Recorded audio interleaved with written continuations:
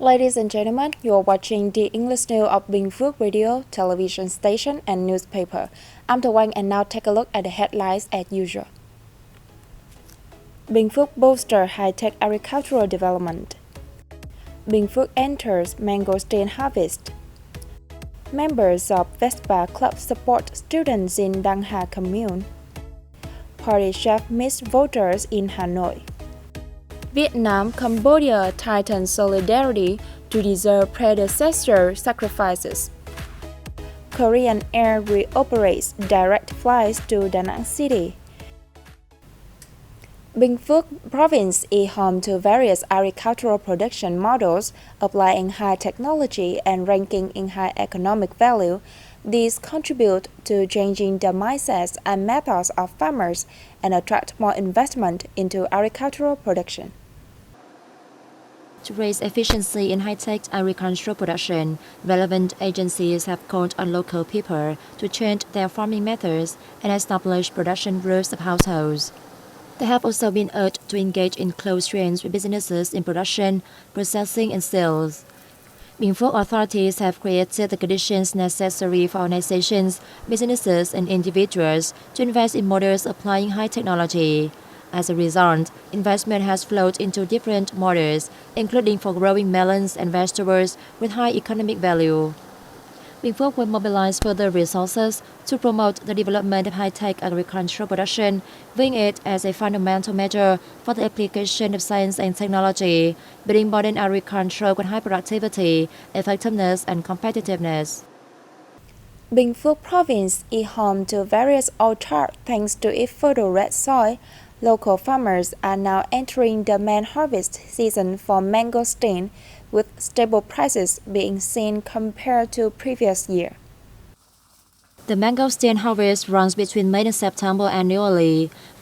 Prices this year have stabilized at about 40,000 to 50,000 Vietnam dong per kilo. Orchard owners in Phu Riêng district said mangosteen continues to yield stable economic value. There is concern, however, about consumption amid an increase in cultivation errors.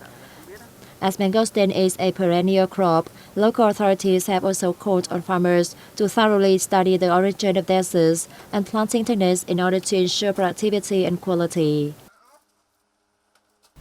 More than 100 members of the National Vespa Scooter Club recently held the 10th edition of a nationwide gathering in Binh Phuoc, during which they presented gifts worth about 250 million Vietnam dong to teachers and students at Đăng Elementary School in Bù district.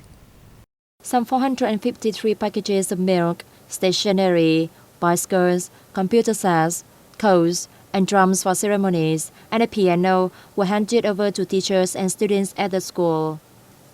This year's gathering involved more than 100 members of the Vespa Club from various localities around the country, such as Thanh Hóa, Ho Chi Minh City, Đồng Nai, Bà Rịa Vũng Tàu, who all share a passion for the luxury Italian scooter.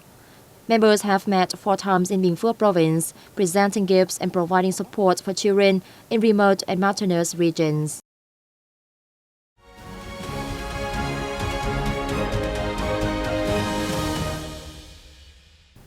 Party General Secretary Nguyễn Phuoc met the voters in Hanoi on June 23rd. The meeting was held both in person and online formats, drawing over 1,200 local voters in Ba Đình, Đống Đa, and Hai Bà Trưng districts. Trump informed voters on the outcomes of the third session of the 15th National Assembly and gathered their opinions and requests. The voters lauded the National Assembly's legal solutions to tighten the control over corruption and negative phenomena in land management, while showing their hope for more effective measures to further speed up the agricultural sector's global integration. Recognizing the voters' ideas, Party General Secretary Trump said that the corruption control fight must be conducted persistently, with a tight procedure in line with legal regulations. He said that in the coming time, a national conference will be held to review 10 years of implementing anti-corruption activities, which also aims to enhance the capacity of provincial steering committees for corruption prevention and control, heading to a new development period in the work.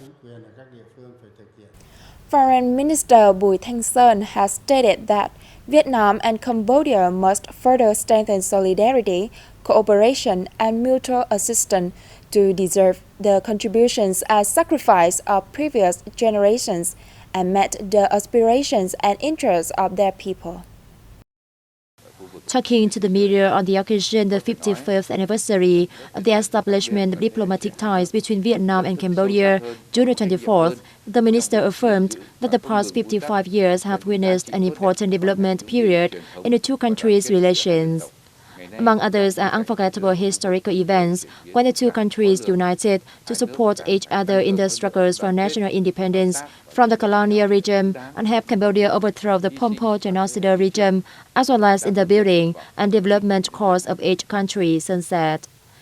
Regarding the current bilateral relations, the minister said the political ties continue to develop well.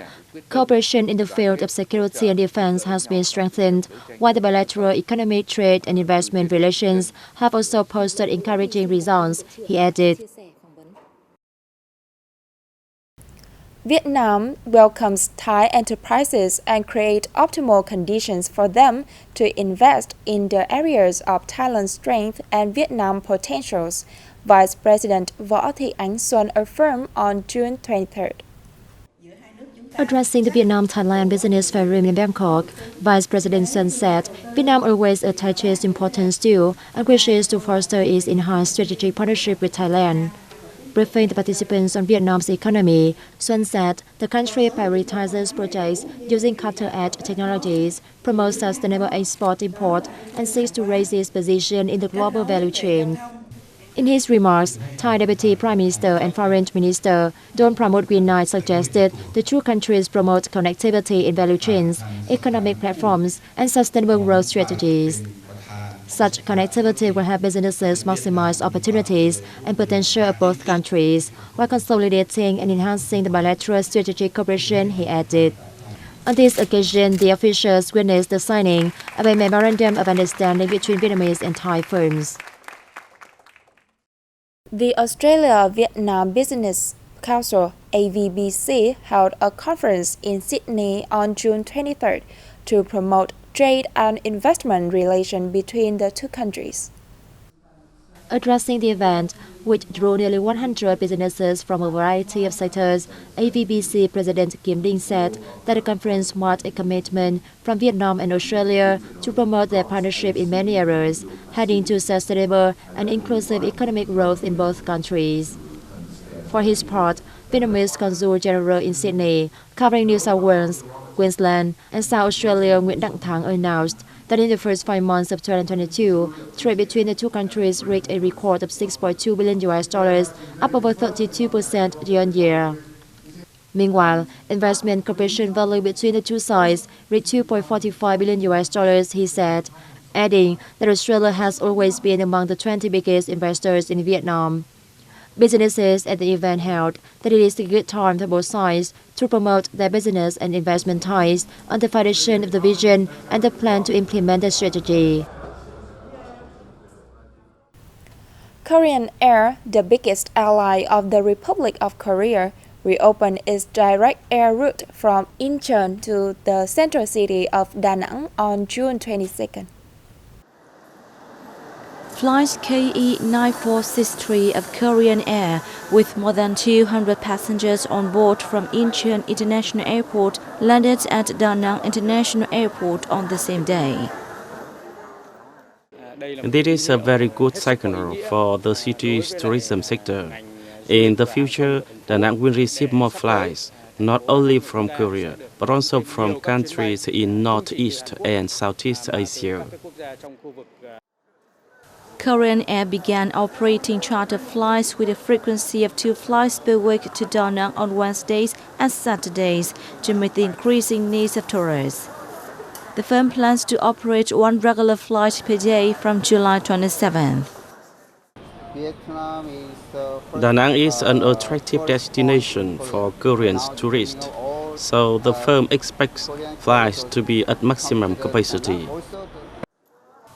The number of foreign visitors to Da Nang has shown signs of strong growth after the success of the Asia Routes Development Forum 2022 with the opening of flight routes by foreign airlines to the city such as Malaysia Airlines, Air Seoul and Bangkok Airways. Since March, as many as 35,000 foreign passengers have arrived in Da Nang on 286 flights, including 71 flights from the Republic of Korea. That's all for today. Thank you for being there with us and see you next time.